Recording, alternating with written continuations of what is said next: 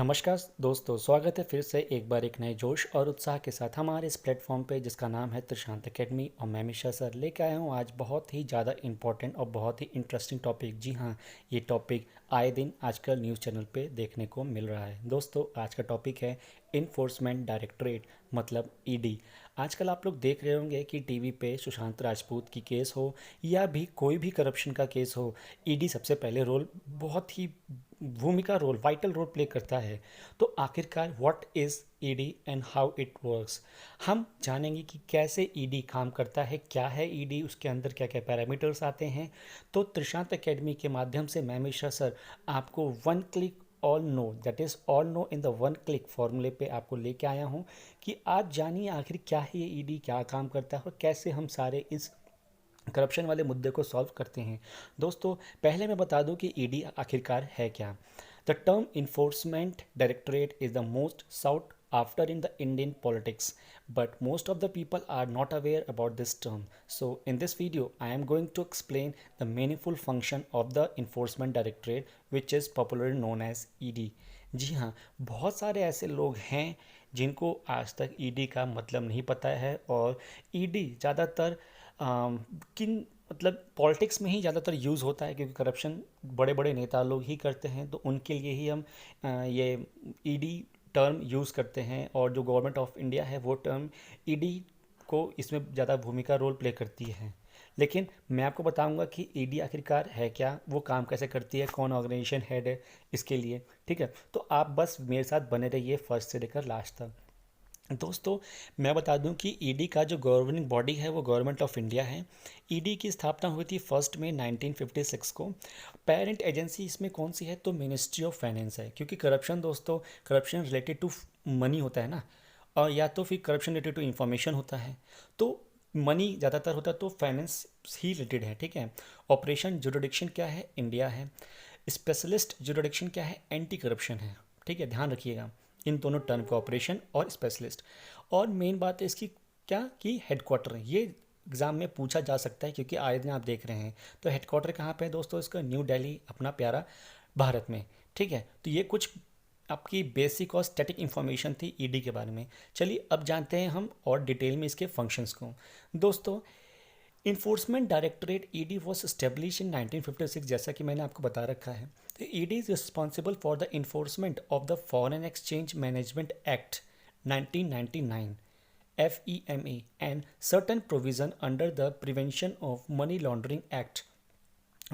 ठीक है, money laundering act 2002 के अंडर में भी ये आता है। इट्स हेडक्वार्टर ये भी मैंने बता रखा है दोस्तों, हेडक्वार्टर न्यू दिल्ली में है। ठीक है, तो चीज़ों को मैं बार बार रिपीट करूंगा जानबूझकर, ताकि आपको चीज़ें माइंड में घूमती रहे और at the last of the movement video के एंड में आपको चीज़ें पूरी तरीके से याद हो जाएं। तो दोस्तों, आपको दो टर्म यहाँ से निकल के आई है, क्या, फॉरेन एक्सचेंज मैनेजमेंट एक्ट और दूसरा prevention of money laundering act. इन दोनों को ध्यान में रखते हुए अपना ये फंक्शन प्ले करता है ईडी। ठीक है, चलिए हम और डिटेल में देखते हैं। The directorate is under the administrative control of department of revenue under the ministry of finance. जी हाँ, जो ईडी का जो डायरेक्टरेट है, जो भी हेड ऑफ द डिपार्टमेंट है इसके ईडी के, वो सीधे अंडर द एडमिनिस्ट्रेटिव कंट्रोल में रहते हैं किसके, डिपार्टमेंट ऑफ रेवेन्यू। अब वो कहाँ है, कहाँ पे, ministry of finance for the operational purposes. मतलब समझ में आया कि एक चेन है कि मिनिस्ट्री ऑफ फाइनेंस टॉप पे है, उसके अंदर डिपार्टमेंट ऑफ रेवेन्यू है, उसके अंडर में ये डायरेक्टरेट हैं ईडी के। ठीक है, और ये जो भी ऑपरेशन करते हैं, ऑपरेशन पर्पसेस जो भी इनके होते हैं, वो एक बाय चेन में होते हैं। तो ये कुछ मैंने आपको ऊपर ऊपर का बताया। ठीक है, तो दोस्तों, अभी तक जिन भी व्यूअर्स ने अभी तक मेरा चैनल सब्सक्राइब नहीं किया है तो प्लीज़ जल्दी से मेरा वीडियो में पॉज करिए और चैनल को सब्सक्राइब ज़रूर कीजिए, और लाइक तो बनता ही है। दोस्तों, अब चलिए बढ़ते हैं और डिटेल में कि जो ईडी है, इन्फोर्समेंट डायरेक्टरेट है, उसके 10 जोनल ऑफिस हैं।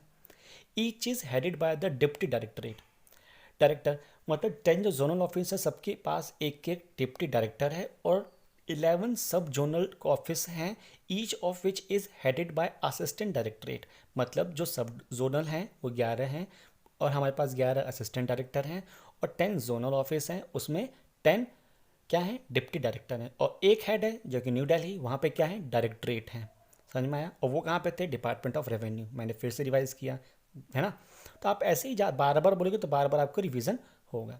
दोस्तों, ED has a power to attach the assets of the culprit found guilty in the violation of FEMA act, मैंने बताया था ना पीछे डिस्कस किया था 2 एक्ट, उसमें से अगर कोई एक जैसे ये इसमें से उन्होंने FEMA एक्ट से भी उन्होंने वो किया है, गिल्टी पाए जाते हैं, वायलेशन किया है, तो उनके जितने भी एसेट्स हैं उसको आप अटैच कर सकते हैं। ईडी के पास ये पावर होती है।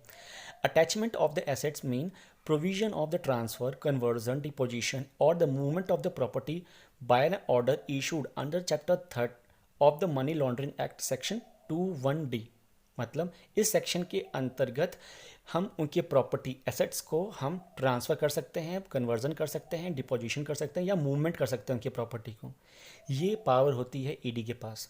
समझ लिए कितनी खतरनाक पावर है। अगर ये कि कोई भी पर्सन या कोई भी ऑर्गेनाइजेशन ये गिल्टी फाउंड होती है इस एक्ट के तहत, FEMA।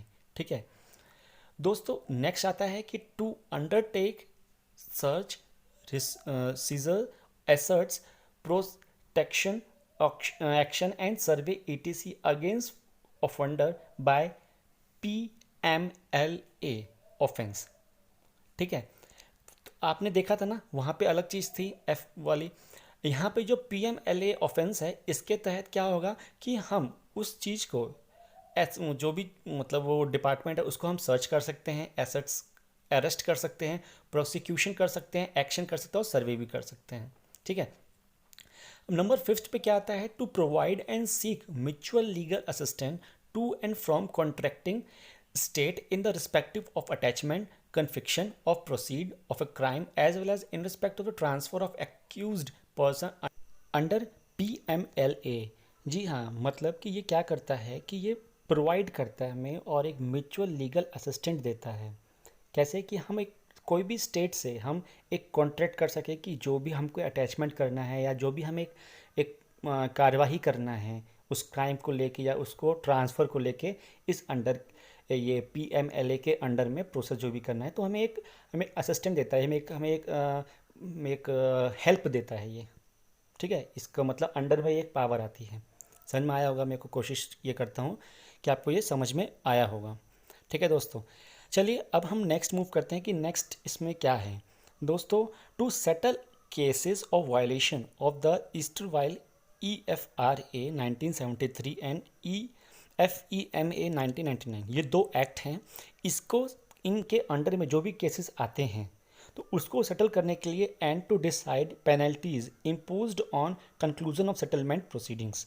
मतलब जिन भी लोगों ने इस एक्ट के मतलब FERA 1973 वाला जो एक्ट आया था और FEMA 1999 वाला जो एक्ट आया था, इसके अंडर में किसी भी लोग ने, किसी भी बंदे ने अगर कोई भी वायलेशन किया हुआ है, कोई भी चीज़ किया हुआ है, तो उस केस को सेटल करने के लिए मींस चाहे तो वो हम पेनल्टी दें उसके ऊपर या चाहे तो वो पनिशमेंट दें उसको, कोई भी चीज़ करने के लिए, तो वो इनके अंडर में आता है, इन दोनों एक्ट के अंडर में आता है।